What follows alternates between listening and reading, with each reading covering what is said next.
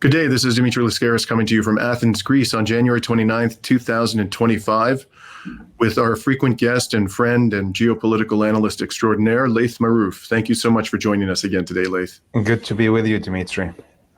So, Laith, I've been very much looking forward to hearing about what you've seen and done and heard over the last several days, really, I think, historic days in Lebanon and in Palestine. But before we get into events in South Lebanon, I just wanted to set the stage for our audience members who may not be entirely up to speed on the context. So on November 27th, Lebanon entered into a ceasefire with the Israelis, or the genocidal entity more accurately. And it was to last 60 days. And the 60 days ended, I believe, on Sunday. So why don't you start by telling us, in summary form, or as much detail as you care to use, what were the parties required to do under this ceasefire agreement, and what, in fact, did they do? Yeah, so the ceasefire agreement, it was supposed to be that in those 60 days, Hezbollah withdraws from the south of the Litani, the Israeli military withdraws from Lebanese territory it occupies, and the Lebanese military and the UNIFIL would enter the southern Litani and position themselves in their bases there. So, obviously the resistance did withdraw from the south of the Litani, but what we saw is that actually the Israeli expanded their occupation. Prior to the ceasefire, they had not occupied villages. They were just occupying a few open fields. And what they did instead is that they expanded their occupation and went on a rampage of destruction of all the villages that withstood their initial attack, 60 somewhat days of war. And the Lebanese military just sat down on the side and watched as that happened. And similarly, the UNIFIL didn't deliver on its obligations. And so those 60-day ceasefire ended, as you mentioned, on Sunday, and the Lebanese civilians that are residents of the frontline villages decided to enact their right to return, since the Lebanese military and Lebanese government and the UNIFIL didn't deliver on their duties. And so we saw these masses of unarmed civilians just pushing through to their villages, with the Lebanese military, for the most part, trying to block them, not allowing them to go in with their cars. And people just walked into their villages and with their bare flesh liberated tens of villages from the Naqoura to Khiyam area. So it was coincided also, by the way, with the mass return of the Palestinians in Gaza and the 80th anniversary of the liberation of Auschwitz. So the images both from South Lebanon and Gaza, and the hypocrisy that we saw being portrayed in the commemorations of the Auschwitz liberation, I think combined to create a historic moment that is now etched in the minds of humanity. So just to clarify for people, the Litani is a river that runs across South Lebanon. I believe it's approximately, the distance from the border of Palestine varies, but it's around 20 kilometers or so. Is that correct, Laith? Yes. So that's the furthest point from the border. And some points of the border is very close, but otherwise, yes, it's around the 20 kilometers buffer. Right. So I just wanted to add your very astute observation about the anniversary of the liberation of Auschwitz coinciding with these extraordinary events in Lebanon and Gaza. The collective West did not invite the representatives of the liberating country. Auschwitz was liberated by the Soviet Red Army. And rather than ask the Russian Federation to be present at the Auschwitz anniversary commemoration, they they rejected their presence, and in fact had people from the far right of the Zelensky regime, if I'm not mistaken. Is that correct, Laith? Yes, and representatives from the Zionist regime in the Zionist colony. Obviously, Zelensky himself is a Zionist and a Nazi, it seems like, and his government is both. The levels of hypocrisy that exists right now in the West and the elites of the West and the media of the West is I think, mind-boggling. They've lost the plot completely. The rest of humanity, any influence that the Western elite and the Western media had on is gone. And the more these elites and this media in the West are flagrant in their persistence on being unique, and their persistence on ruining the memories of humanity and usurping history and destroying memory of things like the liberation of Auschwitz and the sacrifices that the Soviet peoples gave to liberate Auschwitz, the more they lose control of any influence on the rest of the humanity. I understand that a number of these villagers, unarmed villagers, were killed by the genocidal entity's forces over the last few days. What exactly happened there, and how many casualties were sustained? Yeah, so the first day of the marches to return to the villages in the south of Lebanon, the Israelis targeted the civilians in multiple villages. And on the first day was 18 martyrs, 100 and somewhat injured. The second day had less martyrs and injured because the Israelis really ran away from most of the villages and only stayed in the villages that are on the slopes of the Golan Heights, the Syrian Golan Heights that are occupied. So basically in the eastern sector of the border zone. We watched, us and our teams down as we were filming, these civilians being targeted. We saw a man that was disabled on crutches being shot near us, and he was martyred.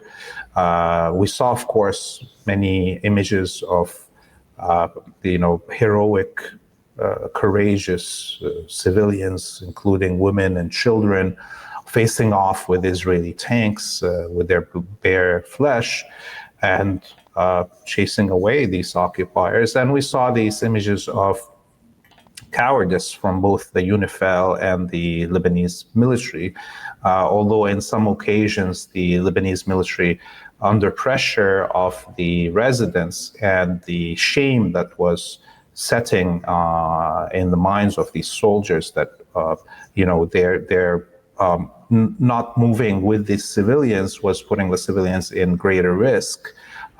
We saw some of these soldiers and officers refuse, it seems, orders and actually move in either in front of the crowds or behind them as they entered the villages. So the stability of the Lebanese army and its servitude to the American embassy, who pays half of the salaries of the Lebanese military, has been shaken. And the newly elected president, General Joseph Aoun, who used to head the military, and the newly appointed prime minister, who headed the International Court of Justice, have had to deal with their first test, real test. Are they going to protect the nation and its territory and its population? And so I think the Americans were, surprised to see how courageous the people of Lebanon, and how the effects of these civilians taking it upon themselves to liberate their own homes would weaken all the influence they had over the Lebanese political class that is collaborating with them. One other thing that I would say is important to mention is that the Israelis violated the ceasefire almost 1,400 times since it began. And yesterday, the Israeli military conducted multiple air raids, hitting Nabatea city that we visited together a few months ago, Dimitri. And also they hit this morning Khirbet Silem, which we also visited close to the border. So Nabatea is somewhat like past the Litania River, so it's more than 20 kilometers away. And the Khirbet Silem is right on the border. But we've had injuries because of these attacks in Nabatea. Last night, 24 people were injured. And today in Khirbet Silem, there was 2 martyrs and 4 injured people. So the violations continue of the ceasefire, and the crimes of the Israelis continue. This is now, we know that the government of Lebanon, supposedly the new government, sent in a complaint. This is all they can do, to the United Nations Security Council. And the Americans attempted to force the government to accept an expansion or an extension of the ceasefire till the February 27th, which would have coincided with the end of the ceasefire in Gaza. But the government, under pressure of both the civilians and the political parties, rejected this demand by the Americans. Now the Americans are demanding that it's extended to the 16th of February. And I don't think the resistance and the population in the south will accept that. So we'll see how the government deals with the situation now. And where are the Israeli forces in Lebanon at this moment? At this moment, they're only situated in 4 or 5 different villages that are very close to the slopes of the Golan Heights, all the way in the eastern sector of the border. Much of everything else, they've abandoned their posts and their occupation posts and left. But as I said, they're still bombarding some of these villages that were liberated yesterday and the day before. And of the villages south of the Litani that you entered, that you were able to access, I mean, which ones in the last few days were you able to access, and what was the level of destruction that you witnessed there? Look, I spent 3 days going to much of all the villages in the south, from the coast to the eastern sector. And, me and you, we've been to, a lot of these war zones.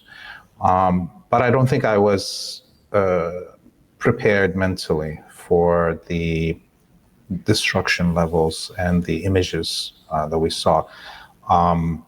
It was total destruction. Most of these villages are wiped out completely. And beyond having to see people being martyred right beside us, which is, not something that you wish on anybody, even when in journalist field, there was these images of, families digging through their homes to try to find their loved ones. And we saw multiple decomposed bodies and skeletons being pulled out by the returning families. Of course, it was sad moments. And there was one very uplifting moment, which was a young man in his early 20s, a fighter from Hezbollah, that actually came out from under the rubble in one of these villages that were occupied for over 2 months by the Israelis. And he was there on the front line during the whole 60 some odd days of the battle on the ground. So this man survived for 4 months, cut off from the world. And he came out covered in dust, obviously malnutritioned and weakened, and was carried by the crowds, and taken to the hospital. But this shows you, what kind of fighters these people are. This is their land. They are willing to stay under rubble, under occupation, to fight the Zionists because it's their land. They have this connection to it. So it was an uplifting moment. And but as we speak, some of these villages since yesterday have pulled up to 18 different marchers. Like Khirbet Silem that was just attacked this morning, and others. They've been pulling tens of marchers. So it's a bittersweet moment. It's also a reaffirmation of the Lebanese peoples and the people of the south of Lebanon, their courage, their perseverance under these conditions. Mm-hmm. It's odd, Laith. I'm trying to understand the mentality of the.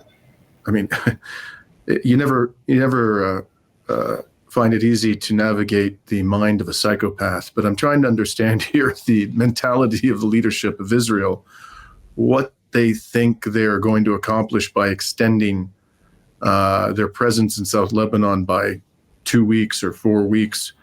It isn't going to change the reality on the ground. It's going to become, if their intention is simply to stay permanently, that'll become quickly apparent. I don't know what they're thinking here. Do you think there's any kind of plan in terms of their presence in South Lebanon? Do you think they ultimately intend to go? Do you think they're simply flailing and they have no idea what they want to do? What's your take on this? Look, I think the Zionist strategists, and whether it's inside the colony or globally, have been unable to find strategies and tactics that can achieve their goals, and thus they have abandoned strategy in general, except for their belief that genocide, ethnic cleansing, and mass destruction is their path forward to dominance over the indigenous people, and because everything else they've been unable to achieve their goals. And look, the Israelis today made a statement that they will be only leaving if the Lebanese military and the UNIFIL fills the gap in the south. Well, that's not going to happen because the Israelis are not letting them happen, right? And maybe this is going to only actually increase the pressure on the Lebanese army. If the Israelis are saying, hey, if the Lebanese military enters, we're leaving, well, tomorrow there will be old ladies from the south of Lebanon slapping around these, cowardice soldiers and marching them in front of them to enter these villages. Let's see if the Israelis withdraw. This is a reality that's actually going to happen. It's only increasing the pressure on the Lebanese army to act like a sovereign army. And that's not what the Americans want. The Americans want the Lebanese military to be captured agents. Yesterday, for instance, this Lebanese military entered a bunker manufacturing site in the Nabateeh region of Hezbollah that was abandoned by Hezbollah.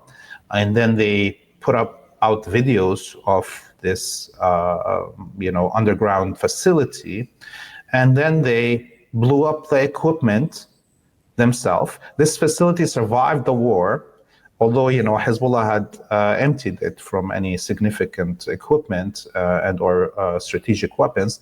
And then a few minutes after the Lebanese military announced its entry to this facility and released all these videos and destroyed whatever little equipment that there was in it, the Israelis went and bombed that same site. So the Lebanese military is acting in ways that undermines itself. And if the new Lebanese government is trying to tell Hezbollah or convince the Lebanese population that if you withdraw, we will provide security, well, they've been failing miserably, and in fact, only acting in ways that undermines security of Lebanon. The Lebanese military could have taken this facility itself and made it its own bunker and started putting its soldiers there or its strategic equipment there. But no, they announced it to allow the Israelis to destroy the facility, and they destroyed whatever little weapons or equipment that there was there. So the more the Lebanese military and the new government acts in servile ways to the Zionists, the better it is actually for the resistance and the strengthening of its position. Let's talk about Gaza, Laith. I must confess that I was overwhelmed by the images of tens of thousands of Palestinian civilians returning to the north. I watched one video after another of these families, many of them torn apart for months, reuniting, declaring with every fiber of their being that they would not be forced from their land, reciting revolutionary poetry, singing. It was quite a sight. I'm curious to know, you as a Palestinian, after 15 months of genocide, what impact that had upon you. That image of the hundreds of thousands of Palestinians just marching back to the north of Gaza is, what can I say? I will never forget it. Obviously, it's not only me as a Palestinian that will never forget this image. It was like the salt march almost of India, of the Gandhi time, seeing these images. And you saw how the Israelis ran away from the Nasserim crossing. And they also appointed Emiratis and Egyptians to search people or cars as they're going, but the Emiratis and Egyptians had to abandon their also posts. We saw people getting on boats coming from all the south of Gaza to the north. Those images of the old Mercedeses that are packed with unimaginable amount of people and stuff just going through the dirt. I mean, Mercedes should probably pay the people in Gaza for this advertisement.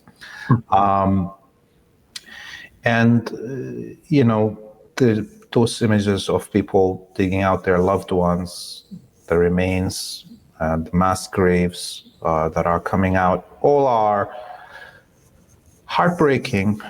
And so the emotion is very conflicted in our hearts here, whether it's in the south of Lebanon or watching what's happening in Gaza.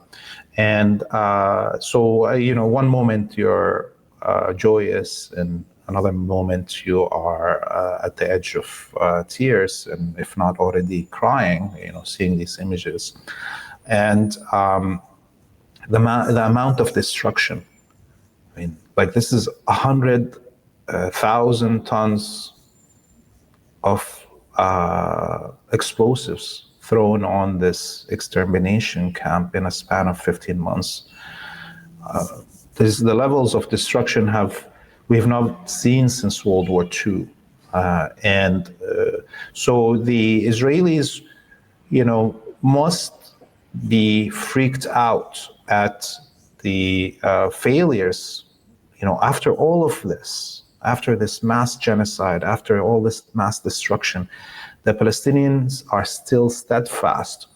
I mean, look, the Israelis, their declared goals for this war was, one, the destruction of Hamas and Palestinian resistance groups in Gaza; two, the breaking of the will of the Palestinian people; and three, the mass expulsion of the Palestinians from Gaza. And all those three goals failed. They didn't achieve any of those. In fact, the resistance right now is stronger than it was before the genocide started. We saw those images of the release of the Israeli soldiers, how much coordination and administrative and structural coordination it needed. That means that Hamas and the other Palestinian factions are not only their military wings have survived this, but their administrative, their media, their coordination, everything is in full capacity. And the fact that the Ministry of Internal was able to spread out its police and its firefighters and crews of their water and electricity within minutes of the ceasefire coming into effect, that shows you that the whole governmental structures inside Gaza are still intact. So total failure for the Israelis. And the Palestinians achieved their declared goals of October 7th. That's the flood. The declared goal for it was that Palestinians were to capture Israeli soldiers and Israeli colonizers to exchange them with Palestinian prisoners of war that are stuck in the Israeli dungeons for decades. And what did we see? That is exactly what happened. The Palestinians right now, there's going to be thousands of Palestinians released over the next few days and weeks in exchange for these Israeli prisoners of war. And thus, the Palestinians achieved their goal, and the Israelis achieved zero of their objectives. Mm-hmm. I'm having difficulty believing, and I wouldn't have said this 2 weeks ago, that Israel is going to resume this genocide. I certainly think there will be more attacks on Gaza. And unless and until these war criminals are held to account, the Palestinians will always be subject to the extreme violence of this regime, as will, sadly, the people of Lebanon and Syria and other countries in the region. They have to be held to account. But I can't help but feel, Laith, that all of these developments, and I think particularly Daniel Levy, a former advisor to the Israeli government, was commenting on this in an interview with Middle East High, that the Israeli public heard so much, so often about the hostages. They were literally residing the hostages in their minds. And so they were fixated on the images in Gaza when they were released. And to see all of these fighters from Hamas, neatly attired uniforms, some of them apparently carrying advanced Israeli Tavor rifles, 4 Israeli soldiers. The Times of Israel said they seemed to be in good health, and they were smiling and waving on a podium. And behind them, there was this banner, this massive banner that said, "Gaza is the graveyard of the criminal's highness." I mean, I can't imagine that this did not have an earth-shattering impact on the psyche of the average Israeli. And now they're, with each passing day, becoming accustomed to a degree of normality in their day-to-day lives. The sirens aren't going off. They aren't running into the shelters, worrying about a drone coming in from Yemen. There's going to be, I would imagine, immense pressure for the government not to return to war, certainly until the completion of the second phase of the ceasefire, which they would have to see through to completion to get back all of the prisoners of war. That's the way they've structured this deal with Hamas. What is your feeling about the likelihood of a resumption of the genocide now in light of what has happened? Of course, we don't have a crystal ball. This is nothing more than educated guesswork, but I'm curious about your thoughts on that. Yeah, I am of the opinion that this war is not over. That at any moment, we don't know what's the trigger. When is the Israelis gonna decide that they want to resume their genocide and destruction of the region? But because of their failures, if there is a real cessation of hostilities for a prolonged period, all their, the chickens will come to roost. The effects of their reputation damage will start setting in. Until now, although we can see all those campaigns to arrest and or jail any Zionists that have been involved in this genocide are active around the world, this is still not in full force. People are still busy with trying to rescue the Palestinian and Lebanese civilians that have been hurt and or try to minimize the damage. But the minute that there's actual cessation of hostilities for a prolonged period, all these campaigns to isolate the Zionist colony to and cut all relations with it and trade and so forth, and the attempts to arrest these soldiers and politicians that were involved in this genocide will go on to full speed. And therefore, I don't think the Israelis will allow that to happen. And so, because there's no return for Israel. Whatever was there in terms of minimum legitimacy that the Israeli state had as a colony before, in minds of the majority of humans, doesn't exist now. There's nobody that wants to do business with Israel, and in fact, we can clearly 100% say that Israel was defeated militarily. That if at any moment the imperialist coalition stops one of its supply lines, whether it's militarily or economically or media, the Zionist colony will collapse. It cannot exist without 100% effort by all the components of the empire to maintain it. Now, we take a step back and we look at how the masses of Palestinians and the masses of Lebanese people are pushed to go back to their destroyed villages and towns, still under fire. Because, by the way, they are bombing Gaza right now as we're speaking. They did bomb a few towns in the north of Gaza as the civilians were returning, as they're doing here in Lebanon. But to see the Palestinian and the Lebanese people so attached to their land as indigenous people that they would go back under these conditions in rubble and just put a tent or a flag and just reside in their homes. We can compare that to what the Israeli colonists are doing. The Israeli colonists in the north of occupied Palestine, on the border with Lebanon, and those who are in the quote-unquote envelope of the Gaza extermination camp, both of them are refusing to go back to their towns and villages, although there's no more missiles falling on them. There's no threat to their life.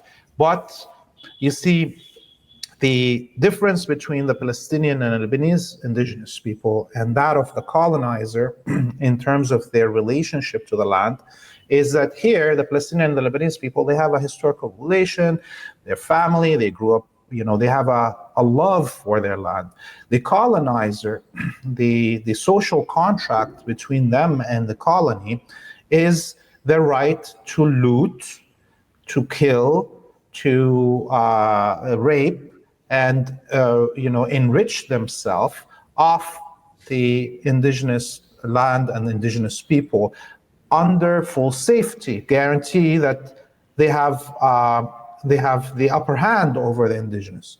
Now, because Israel clearly cannot provide that upper hand anymore, and the safety umbrella for the colonists to commit crimes, those colonists in the north of Palestine and in the south of Palestine are not returning because that social contract is broken. And therefore, we can already predict where this is going to go.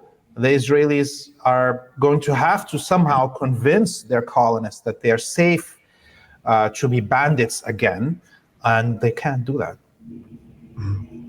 This brings us to the inestimable Donald Trump. As I'm sure you know, Laith, a few days ago, the Donald began to publicly pontificate on Air Force One about forcing 1.5 million Gazans to take up new shiny homes in the lands of Egypt and Jordan. And he purported to be able to persuade the dictator Sisi and the autocrat Hussein to accept these hundreds of thousands of Palestinians who, based upon what we've seen with our own eyes, have absolutely no interest whatsoever in leaving their land. The governments of Egypt and Jordan came out very quickly and rejected this. And we all know that the Blinken-Biden administration was trying for months to apply the same pressure on them. Do you think the Donald has any realistic prospect of persuading them to take 1.5 million Palestinians from their land? I think it's an impossibility. the Palestinian people in Gaza would rather perish on their own homeland than being expelled. And obviously, Trump is desperate to appease the Zionist donors that funded his campaign. He went as far as calling Indonesia also to take the Palestinian refugees, and then he called Albania to do the same.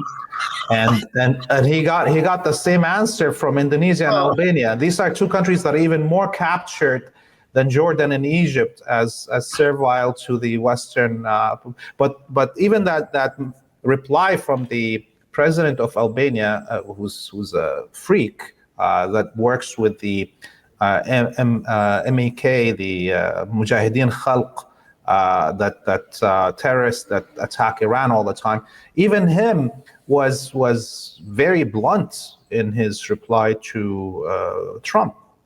So there's no way that anybody will accept what Trump is proposing, neither the Palestinians nor any of the vassals that the United States could put pressure on to accept. The other thing that we should note here is that there was one truthful thing that Trump said, and that is the number of 1.5 million Palestinians in Gaza, which is an indication that actually 800,000 Palestinians perished in those 15 months, either through direct military attacks and or through malnutrition, medical neglect, and what have you. So we will start right now getting a clearer image of the size, the shocking number of loss of life in Gaza. And I am not, I don't know what to say more than this. Auschwitz is now buried in Gaza. The memory of the Holocaust will be buried in the sands of Gaza. The Jewish people have ruined by not standing up to the Zionists amongst them, have ruined the memory of the millions that perished in the Holocaust, and there's no going back from that. I don't think anybody would watch even a Holocaust movie if it's aired today, because it's so repulsive now, the idea to think about the Holocaust when we saw a fresh Holocaust being conducted by those who claim to commemorate the Holocaust conducted by the Nazis. Now, you have people on the ground, Laith, when I say you, I mean Free Palestine TV, in the West Bank as well. And the genocidal entity escalated its barbarism in the occupied West Bank almost immediately upon agreeing to the ceasefire in Gaza. Can you tell us what's going on there, and particularly in Jenin and Tulkarm? Yeah, it seems that the Israelis, once they have failed in Gaza, they wanted to try their luck in the West Bank. And we have the collaborative Abbas regime that has been working with them to try to suppress the Palestinian resistance in the West Bank. We saw invasion of Jenin and Jenin refugee camp over the last week, with ongoing battles still till today inside Jenin and Jenin refugee camp, and the Palestinian non-authority security forces arresting and humiliating and beating a few fighters from Jenin as they escaped the slaughter. This is now shaking the whole West Bank. Those images of the humiliation and abuse of Palestinian youth at the hands of the Palestinian non-authority security forces have really put the situation on the edge. And we saw as similar attacks by the Zionists and the Palestinian security forces, quote unquote, on Tulkarm, coordinated attacks. And this led to a few youth that conducted a ambush for the head of the Palestinian Authority security forces in the Tulkarem region. And they chose it purposefully in front of a stationary camera. They rammed his car and then pulled him out of the car and beat the hell out of him, destroyed his car, whipped him really. And so now these officers within the Palestinian Authority security forces are having to worry about their safety as they conduct collaboration and treason against the Palestinian people, and that's what it should be. Now, there's a lot of homes that have been destroyed in both the Tulkarem and Jenin. There's also now an expanding attack on Nablus, and it seems like the Israelis are going to try to do it all across the West Bank. This is also coinciding with the release of Palestinian prisoners of war. And by the way, I don't know if some of your viewers saw this, but the images of the arrival of these emaciated, abused Palestinian prisoners as they arrived into Ramallah, with the crowds chanting for Palestinian resistance groups like Hamas and Islamic Jihad and flying their flags, and then the Palestinian Authority security forces having scuffles and fights with the Palestinians to try to bring down the flags of the Palestinian resistance, and then trying to fly Fatah flags. This was all indications of how Abbas has lost any control of the situation. And he can't provide the services he's asked to provide. He tries, but it's now his maneuverability and his ability to deliver on anything that the Israelis and the Americans want it's decreasing by the day. And finally, we saw also at that moment how the Palestinian, Authority, if there is an election in Palestine, and there hasn't been one since 2006 when Abbas was going to lose everything, Fatah and Mahmoud Abbas wouldn't be able to win one seat. Mm-hmm. I think you would agree with me, Laith, that there's been much discussion about who's going to govern Gaza when this horror is finally brought to an end. And of course, the Israelis, I think, would be very happy to see Abbas and his collaborationist troops assume power there. I assume you would agree with me that this is yet another demonstration of delusional thinking. The idea that the Palestinian Authority could control the population of Gaza as it is barely doing in the West Bank now, where it has been entrenched for some time, is a fantasy. I mean, would you agree with that? Oh, yes. I mean, like those images of the whipping of that PA security sergeant in Tulkarem would look like child's play if the PA security forces attempted to enter Gaza. They will be actually assassinated, liquidated, killed in the open. They'll be probably hung in the squares if they attempt to enter Gaza. And that's what they the treatment they should receive naturally as collaborators. So, we saw how the French treated the Vichy regime collaborators and even the prostitutes that slept with German soldiers to entertain them. So we don't expect the Palestinians to do anything less to the collaborators from the Mahmoud Abbas regime if they attempt to enter Gaza on behalf of the Israelis. I want to say one thing that I forgot when we're talking about the West Bank. The journalists in the West Bank right now are coming under intense pressure and attacks, and by both the Israelis and the Palestinian Authority. Amongst them is the journalist of Free Palestine TV, our youth that we've been training to produce this content.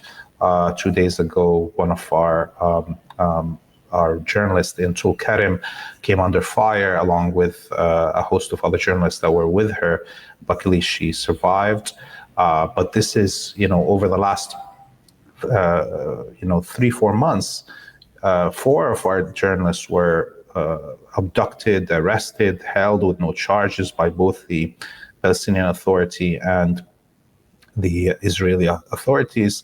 And so what we saw in Gaza of 200 somewhat journalists being assassinated and killed and martyred by the Israeli forces, this is going to begin to be also happening more often in the West Bank as the Israelis attempt to conduct a similar campaign as they did of genocide and expulsion and destruction in Gaza, to do it in the West Bank.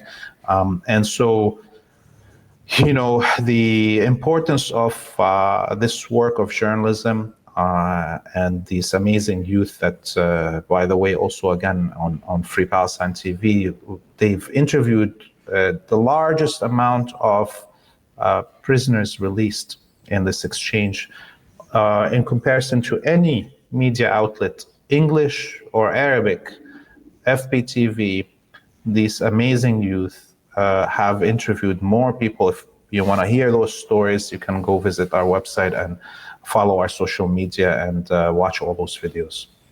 And please let our viewers know, how can they donate to Free Palestine TV so that you can continue to pay these extraordinarily courageous journalists in occupied West Bank? Yes, so freepalestine.video, you have the choice to go there, and there's the donor box. You can choose to do a one-time donation and or a recurring monthly or annual, whatever you want to, donation. Please donate. So we need as many of you to do so. And you can also follow us on Patreon and Substack, where you can subscribe as a paid subscriber, although we lose a little bit more of the money because it goes to those platforms. The donor box is the best way for people to donate to FPTV, and follow us on all the social media and encourage other people to donate and share the content. And to those listening to us, if you like this video, you found it helpful, please click on the like button. And if you don't already subscribe to Reason to Resist, please do so. Thank you so much, Laith. And again, we're always gratified to see that you're safe and continuing to share this vital information with our audience. Good to be with you, Dimitri. Hopefully we can see you in Lebanon soon, and it will be under better conditions. Inshallah. And we're signing off today from Athens and Beirut on January 29th, 2025.